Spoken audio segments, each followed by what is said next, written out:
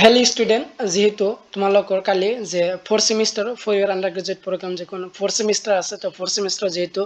Course registration আৰম্ভ হৈছে বা কোৰ্স সিলেকশন আৰম্ভ হৈছে মেজৰ আৰু মাইনৰ সকল ষ্টুডেন্টৰ তো তোমালোকে যে নিজৰ মোবাইলত কিনেধৰণে কৰিবা সম্পূৰ্ণ প্ৰসেস তোমালোকৰ আগত আজি দেখুৱাম যে 4 সেমিস্টাৰৰ কোৰ্স ৰেজিষ্ট্ৰেচন তোমালোকে ভিডিওটি স্কিপ নকৰি ভিডিও একলৈ চাই থকা তো তোমালোকৰ নিজৰ মোবাইলৰ প্ৰথম তোমালোকৰ এখন ব্ৰাউজাৰত যাবা তো ক্ৰোম বা গুগল ব্ৰাউজাৰ যায় না তোমালোকে সাৰ্চ কৰি দিবা যে guwahati.samart.edu.in নহলে ডেসক্ৰিপশনত দিয়া আছে লিংকটো তাৰ পৰা তোমালোকে চাব পাৰা এটো সাৰ্চ কৰি দিবা যেতিয়া তোমালোকে সাৰ্চ কৰি দিবা তো তোমালোকৰ প্ৰথমত যেটো ওয়েবসাইট আহিব যে স্টুডেন্ট সাইন ইন স্টুডেন্ট পোৰ্টাল এটো ক্লিক কৰি দিবা তো এটো ক্লিক কৰি দিয়াৰ পিছত তোমালোকৰ আগত এনেদৰে ইন্টাৰফেস খুলিব গুৱাহাটী ইউনিভাৰ্সিটি যেটো পোৰ্টাল আছে পোৰ্টালটো খোল খাব খোল খাৰ পিছত তোমালোকে দেখিবলৈ পাইছে স্টুডেন্ট সাইন ইন স্টুডেন্ট পোৰ্টাল তো তোমালোকৰ ইয়াত ইনৰোলমেন্ট নাম্বাৰ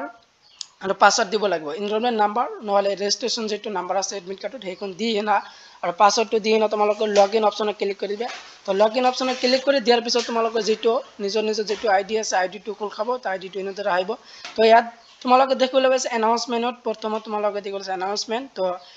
স্টেপ নাম্বার 1 তো স্টেপ নাম্বার 1 ত দি আছে semester course selection click here তো সেমিস্টার কোর্স সিলেকশন ইয়াৰ পৰা কৰা হয় তো তোমালোকে সেমিস্টাৰ কোৰ্স যেটো সিলেকশন কৰিবা তো সিলেক্ট ইয়াৰ কোৰ্স সিলেকশন ক্লিক হিয়াৰ তো ইয়াত ক্লিক কৰি দিবা তো যেতিয়া তোমালোকে ইয়াত ক্লিক কৰি দিবা তোমালোকৰ আগত এনেদৰে ইন্টাৰফেস খুলিব যে কোৰ্স সিলেকশন যেটো তোমালোকৰ প্ৰগ্ৰাম আছে তো বিএ বা বিকম বিএসসি জিঅগ্ৰাফি ষ্টুডেন্ট পৰিছে তো এই প্ৰগ্ৰাম শো কৰিব তো তোমালোকৰ নিজৰ যেটো প্ৰগ্ৰাম শো কৰাৰ পিছত ক্লিক হিয়াৰ দেখিবলৈ পাছে ইয়াত ক্লিক কৰি দিবা তো ইয়াত ক্লিক কৰি দিয়াৰ পিছত তোমালোকৰ যেটো তোমালোকৰ আইডি তো তোমাৰ নাম আহিব তোমালোকৰ এনৰোলমেন্ট নাম্বাৰ আহিব সম্পূৰ্ণখিনি তোমালোকৰ কলেজৰ নামটো আহিব সম্পূৰ্ণখিনি ডিটেইলছ আহিব হোৱাৰ পিছত তোমালোকে দেখিবলৈ পাবা তন পিনে যে you can apply for course selection in 4 semester 4 in semester 4 আৰু ইয়াত দি আছে প্ৰগ্ৰাম তো প্ৰগ্ৰামটো তোমালোকে চাই লবা তো ক্লিক হিয়াৰ টু সিলেকশন ইয়াৰ কোৰ্স তো যেতিয়া তোমালোকে ইয়াত ক্লিক কৰি দিবা তো ক্লিক কৰি দিয়াৰ পিছত তোমালোকৰ যে এনেদৰে ইন্টাৰফেস খুলিব তো এনেদৰে ইন্টাৰফেস খুলিব খোলাৰ পিছত তোমালোকে দেখিবলৈ পাইছা যে কোৰ্স সিলেকশন তো কোৰ্স সিলেকশন কৰিব লাগিব তোমালোকৰ তো এনৰোলমেন্ট নাম্বাৰ প্ৰগ্ৰাম সম্পূৰ্ণ তোমালোকে ডিটেইলছ আহি পৰিছে তোমালোকৰ নিজৰ যেটো যে তাৰ পিছত আছে কোৰ্স সিলেকশন ফৰ সেমিস্টাৰ 4 তো তোমালোকৰ সিৰিয়াল নাম্বাৰ 1 আৰু 2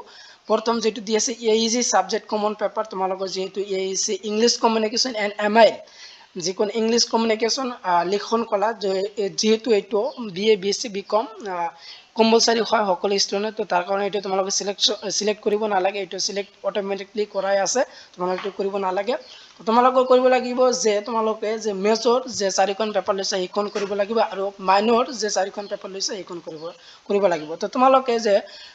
কোৰ্স কোড আৰু কোৰ্স নেম আৰু ক্ৰেডিট তো তোমালোকে জানি লবা নহলে তোমালোকৰ ভুল হ'ব পাৰে তো তোমালোকৰ সাবজেক্টৰ কোৰ্স কোড আৰু কোৰ্স নেমটো আৰু ক্ৰেডিটটো জানি লৈ তোমালোকে এটো সিলেকশন কৰিবা তো যিসকলে মেজৰ লৈছে তো মেজৰ পেপাৰ 4খন যেহেতু 4খন তোমালোকৰ কোৰ্স কোডটো চাই লবা সাবজেক্টৰ নামটো আৰু ক্ৰেডিটটো চাই লবা তো ইয়াত যেহেতু ইয়াত বহুকিটা সাবজেক্ট ইয়াত শো কৰিছে কাৰণ তোমালোকে ফাৰ্স্ট সেকেন্ড থাৰ্ড সেমিস্টাৰ যেহেতু কোৰ পেপাৰ 3খন আছিল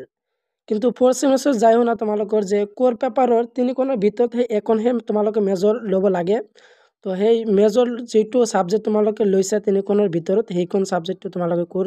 সিলেকশন কৰিবা আৰু 3খনি কোৰ পেপাৰ ইয়াত শো কৰিছে তো হেটো তোমালোকে টেনশন নকৰিবা তো 3খন শো কৰিলে একো নহয় তোমালোকে যেটো সাবজেক্ট মেজৰ লৈছা সেইখন সাবজেক্ট বা মাইনৰ লৈছা সেইখন সাবজেক্ট ইয়াত ক্লিক কৰি লোৱা দি আছে selected 16 credit you have select 0 credit ইয়াত যেহেতু লিখা দিয়া আছে যে তোমালোকৰ যে এটা পেপাৰত যেহেতু 4টা ক্ৰেডিট থাকে তো 4খন পেপাৰ হলে তোমালোকৰ 16 হে ক্ৰেডিট হ'ব তো তোমালোকৰ সিলেক্ট 16 হে ক্ৰেডিট কৰিব লাগিব তো তোমালোকৰ 4খন পেপাৰ সিলেক্ট কৰিব লাগিব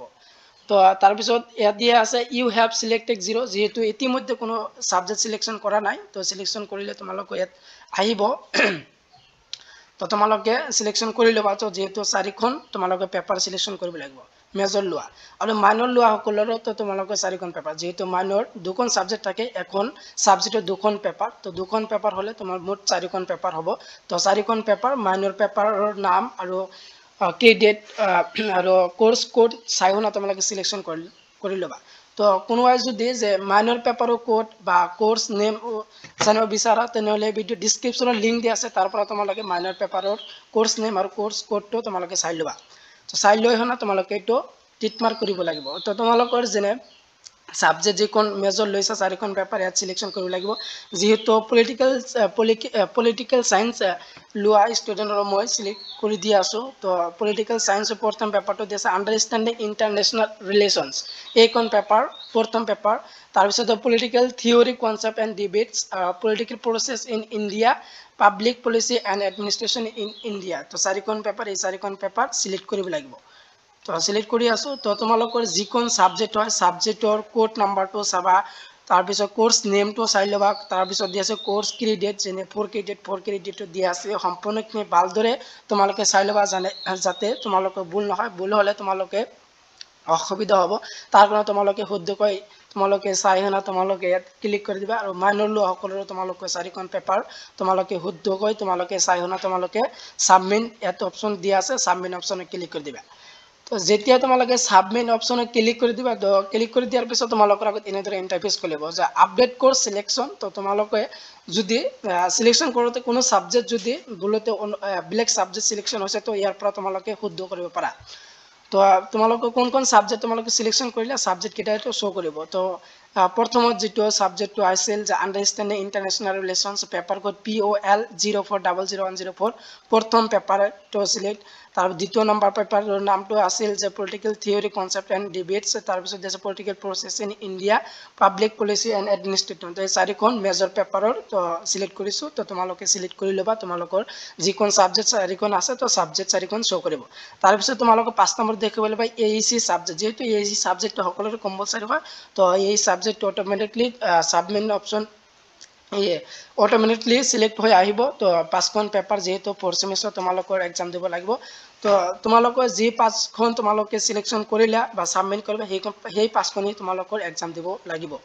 তো এনেধৰণে তোমালোকে সিলেকশ্যন কৰিবা। তো তোমালোকে এইখিনি চাবা, চাই অনাৰ পিছত তোমালোকে দেখিব লাগিব সাবমিট ইউৰ কোৰ্স সিলেকশ্যন। তো তোমালোকে সাবমিট কৰিবলৈ কোৱা হৈছে। তো যদি তোমালোকৰ সাবজেক্ট কেইটা শুদ্ধ হয়, তো শুদ্ধ থাকে তেনেহ'লে তোমালোকে সাবমিট কোৰ্স সিলেকশ্যন অপশ্যন দিয়া আছে, ইয়াত ক্লিক কৰি দিবা। আৰু যদি ভুল থাকে তো তেনেহ'লে ইয়াৰ পৰা তোমালোকে শুদ্ধ কৰি ল'বা, আপডেট কোৰ্স সিলেকশ্যন ইয়াৰ পৰা কৰি ল'বা। তো তোমালোকে সকলোৱে ঠিকেই থাকিলে, যদি সম্পূৰ্ণ ঠিকেই আছে তেনেহ'লে তোমালোকে সাবমিট কোৰ্স সিলেকশ্যন ইয়াত ক্লিক কৰি দিবা। তো ক্লিক কৰি দিলেহে তোমালোকৰ যিটো 4th সেমিষ্টাৰৰ কোৰ্স ৰেজিষ্ট্ৰেশ্যন আছে বা সাবমিট আছে সেইখন সম্পূৰ্ণ প্ৰচেছ হৈ যাব। তো এনেদৰে তোমালোকৰ 4th সেমিষ্টাৰৰ কোৰ্স সিলেকশ্যন কৰিব পাৰা। তো যেহেতু তোমালোকৰ যে কোৰ্স ৰেজিষ্ট্ৰেশ্যন তোমালোকৰ 15 তাৰিখৰ পৰা 22 মে'ৰ ভিতৰত তোমালোকৰ ৰেজিষ্ট্ৰেশ্যন কৰিব লাগিব। তোমালোকে সোনকালে কৰি ল'বা ৰেজিষ্ট্ৰেশ্যন BSc BCom 4th সেমিষ্টাৰৰ যিটো ৰেজিষ্ট্ৰেশ্যন। ভিডিঅ'টো ইমানেই আছিল। সম্পূৰ্ণ ভিডিঅ' চাই থকাৰ বাবে তোমালোকক ধন্যবাদ জনাওঁ।